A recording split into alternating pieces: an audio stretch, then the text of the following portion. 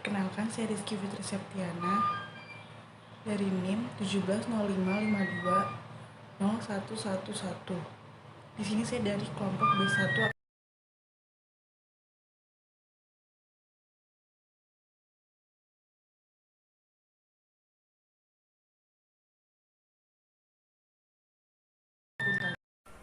Dalam video kali ini, saya akan membahas tentang audit pendahuluan, di mana audit pendahuluan dilakukan dalam rangka mempersiapkan audit lebih dalam.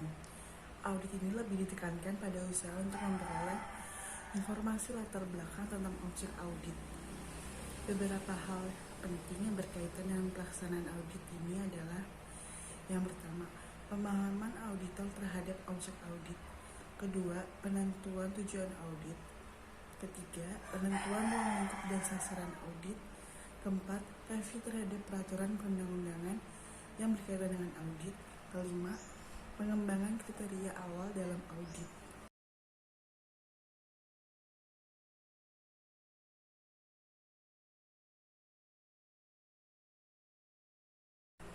Selanjutnya saya akan menjelaskan tentang pemahaman auditor terhadap objek audit.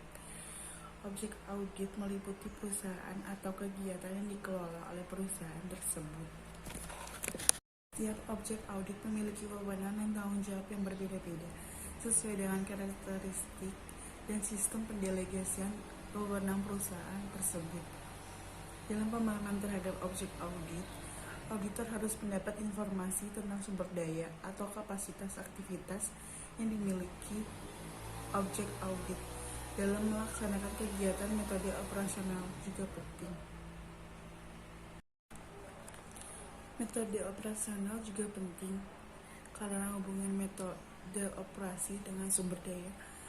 Auditor akan dapat informasi awal kegiatan dilaksanakan dengan ekonomis, efisien, efektif dalam mencapai tujuan.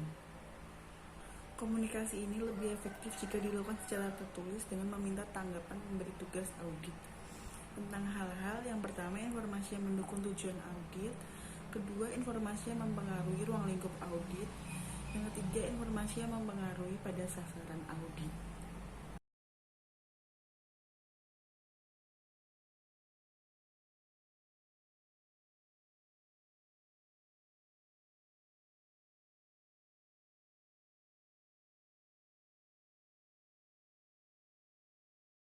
Selanjutnya, penentuan tujuan audit, di mana auditor harus menentukan tujuan audit untuk semua audit manajemen yang dilakukan dalam rangka menyajikan kerangka kerja audit. Berikut beberapa alasan diperlukan audit manajemen. Yang pertama, terjadinya pemborosan. Kedua, tujuan yang tidak tercapai. Ketiga, adanya alternatif yang lebih baik. Keempat, terjadinya penyimpangan penggunaan sumber daya. Kelima, adanya penyimpangan peraturan. Keenam, sistem informasi dan laporan yang kurang baik. Jika auditor memiliki wewenang yang besar untuk menentukan tujuan audit, harus memperhatikan dengan cermat tentang arti penting dan risiko yang berkaitan dengan audit. Auditor harus memperkirakan dan mengukur dengan cermat apakah sasaran audit sudah tepat, sumber daya cukup tersedia, waktu pelaksanaan cukup tersedia. Berikut mengandung risiko kegagalan tinggi terhadap keberhasilan pencapaian tujuan objek audit yang harus diperhatikan. Yang pertama, tujuan objek audit yang tidak konsisten. Kedua, tujuan kurang jelas atau rumit.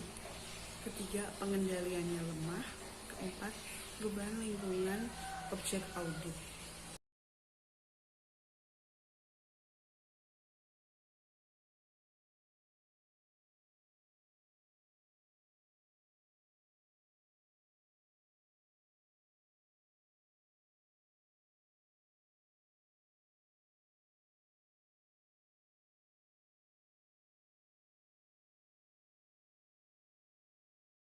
Selanjutnya, penentuan ruang lingkup dan sasaran audit. Ruang lingkup audit menunjukkan luar dan sasaran audit. Secara garis besar, ruang lingkup audit manajemen terdiri dari: yang pertama, adanya bidang keuangan, di mana ruang lingkup bidang keuangan mencakup pengendalian dan pertanggungjawaban dana, pertanggungjawaban audit, penyelenggaraan catatan akuntansi, dan laporan keuangan. Kedua, adanya ketaatan kepada peraturan dan kebijakan perusahaan, di mana ruang lingkup ketaatan kepada keperaturan dan kebijakan perusahaan yaitu kesesuaian dengan pelaksanaan program dengan peraturan. Kedua, kesesuaian penerimaan dan penggunaan dana dengan peraturan. Ketiga, adanya ekonomisasi, di mana ruang lingkup audit ekonomisasi ini menekankan bagaimana setiap aktivitas dalam objek audit mengelola dana yang dimiliki objek audit dalam memperoleh hasil yang besar. Keempat, adanya efisiensi, di mana efisiensi ini menyangkut optimalisasi penggunaan sumber daya untuk mencapai tujuan yang telah ditetapkan. Kelima, adanya efektivitas, di mana ruang lingkup ini audit harus menekankan pencapaian tujuan program, pemanfaatan hasil program, pengaruh pemanfaatan hasil program. Di dalam sasaran audit ada 3 elemen penting dalam setiap sasaran audit, yaitu kriteria, penyebab, dan akibat, di mana kriteria ini merupakan norma, standar, atau sekumpulan standar yang menjadi panduan setiap individu atau kelompok dalam melakukan aktivitas sebagai pelaksanaan atas wewenang dan tanggung jawab. Kedua, adanya penyebab, di mana penyebab ini merupakan tindakan aktual yang dilakukan oleh setiap individu atau kelompok yang terdapat objek audit. Dan ketiga, adanya akibat, merupakan hasil pengukuran dan pembandingan antara aktivitas individual. Ketiga, adanya akibat. Akibat merupakan hasil pengukuran dan pembandingan antara aktivitas individu atau kelompok dengan kriteria yang ditentukan. Berdasarkan kondisi yang ada, auditor menghubungkan kondisi tersebut dengan kriteria untuk menilai apakah kondisi yang terjadi ini telah sesuai dengan kriteria atau tidak. Kondisi adalah hasil atau realisasi dari pelaksanaan kriteria yang telah ditetapkan dalam aktivitas pelaksanaan objek pemeriksaan. Jika terdapat perbedaan atau GAP antara hasil penerapan atau kondisi dengan kriteria, maka auditor harus mencari penyebabnya. Di mana kondisi mendeskripsikan kondisi yang ditemukan. Kedua, kondisi merupakan hasil aktual pelaksanaan. Ketiga, kondisi bukan merupakan kesimpulan dari temuan. Contohnya seperti volume penjualan 500 unit per minggu. Selanjutnya ada kriteria. Kriteria merupakan panduan setiap individu atau kelompok dalam aktivitasnya. Kedua, kriteria merupakan pedoman atau standar yang terukur. Ketiga, sajian kriteria apa adanya seperti yang dirumuskan. Contohnya untuk volume penjualan 1.250 per minggu, atau training sales 3 minggu, di mana 2 minggu ditempatkan di kelas dan 1 minggu di lapangan. Berikutnya ada cara penyajian temuan audit, di mana cara penyajian temuan audit ini merupakan fakta atau data dan informasi yang ditemukan auditor dalam bentuk kolom, di mana setiap kolom menyajikan temuan berupa kondisi, kriteria, penyebab, dan akibat. Selanjutnya ada penyebab, di mana penyebab ini merupakan tindakan aktual yang dilakukan individu atau kelompok pada objek pemeriksaan. Kedua, penyebab merupakan penerapan dari kriteria yang ditentukan. Contohnya, training sales 2 minggu di rumah. Dan yang terakhir, adanya akibat. Akibat merupakan hasil pengukuran pembandingan antara aktivitas individu atau kelompok. Kedua, lakukan penilaian dan pengukuran terhadap pengaruh dari perbedaan antara pencapaian aktivitas dengan kriteria. Contohnya, laba yang dicapai belum mampu memenuhi target.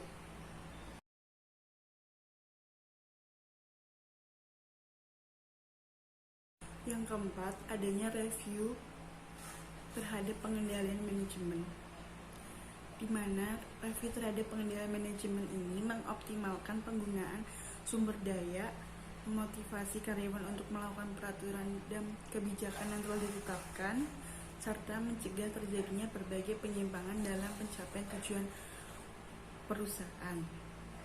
Berikut ada karakteristik sistem pengendalian manajemen yang baik mencakup hal-hal sebagai berikut. Yang pertama, adanya pernyataan tujuan perusahaan. Kedua, rencana perusahaan yang diinginkan untuk tujuan.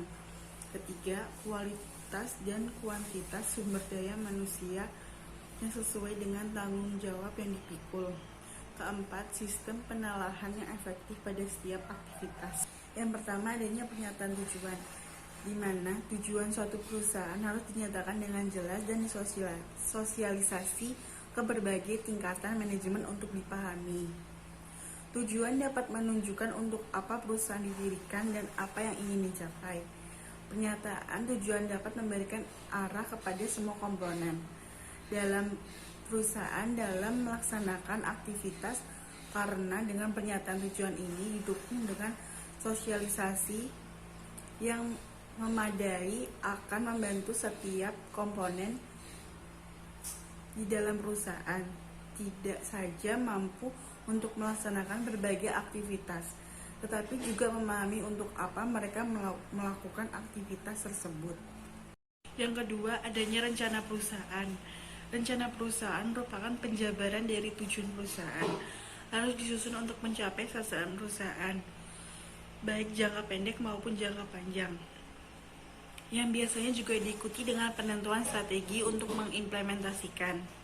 Rencana biasanya disusun berdasarkan pencapaian terbaik perusahaan pada waktu sebelumnya untuk menentukan pencapaian terbaik berikutnya. Selain realistis, rencana juga harus memuat tentang keinginan melakukan perbaikan secara terus-menerus atau continuous improvement. Untuk memulai ketersediaan sumber daya manusia dan efektivitasnya dalam mendukung pencapaian tujuan perusahaan, auditor harus memperhatikan hal-hal sebagai berikut. Yang pertama, apakah rekrutmen karyawan yang dilakukan telah melalui suatu perencanaan sumber daya manusia? Yang kedua, apakah seleksi karyawan dilakukan sesuai dengan pedoman yang ditetapkan perusahaan? Ketiga, apakah karyawan yang diterima telah sesuai dengan kualifikasi bidang kerja yang akan diisi? Keempat, apakah spesifikasi dan deskripsi tersedia untuk masing-masing jabatan yang ada di perusahaan? Kelima, apakah setiap pekerjaan telah dilengkapi dengan uraian kerja yang memadai? Selanjutnya ada kebijakan dan praktik yang sehat, di mana berbagai kebijakan dibuat untuk mendukung kelangsungan praktik yang sehat di dalam perusahaan. Oleh karena itu, perumusan kebijakan harus memperhatikan kepentingan berbagai pihak yang ada di dalam perusahaan tersebut. Untuk mendukung praktik yang sehat, berbagai kebijakan yang dibuat perusahaan harus dikomunikasikan kepada seluruh pihak yang berkepentingan agar terjadi komunikasi timbal balik antara kedua kepentingan utama, yaitu kepentingan perusahaan dan karyawan. Beberapa permasalahan yang harus diperhatikan auditor berkaitan dengan kriteria, bahwa tidak semua objek pemeriksaan memiliki kriteria yang terdokumentasi, up-to-date, dan terukur. Dalam pengembangan kriteria awal ini, auditor dapat mengacu pada beberapa sumber antara lain, yaitu undang-undang yang berlaku, kedua kebijakan yang ditetapkan, ketiga norma yang sudah mendapatkan pengakuan diterima secara umum, keempat kriteria yang digunakan pada objek audit, kelima pengalaman audit dalam tugas-tugas audit sebelumnya. Berikut adanya karakteristik kriteria yang baik. Yang pertama, realistis, kedua dapat dipercaya, ketiga dapat diukur, keempat bebas dari pengaruh kelemahan manusia, kelima mengarah pada temuan-temuan, keenam dirumuskan secara jelas, ketujuh dapat dibandingkan, kedelapan diterima secara pihak, kesembilan lengkap.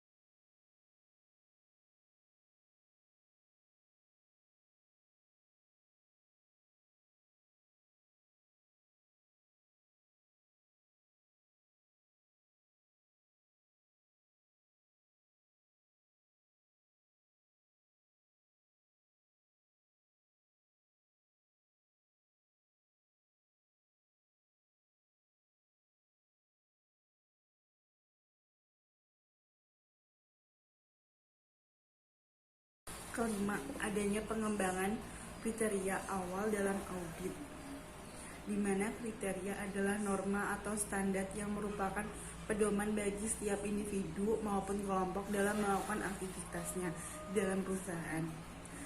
Kriteria ini akan digunakan untuk menilai pelaksanaan dan pengendalian berbagai aktivitas yang dilakukan dalam perusahaan. Faktor yang mempengaruhi kriteria yang akan digunakan dalam audit diantara lainnya adanya tujuan dari kegiatan yang diaudit, kedua pendekatan audit, ketiga aktivasi tujuan audit. Selanjutnya ada sistem review yang efektif, di mana sistem review menyangkut bagaimana pihak-pihak yang berwenang melakukan review terhadap berbagai aktivitas yang dilakukan.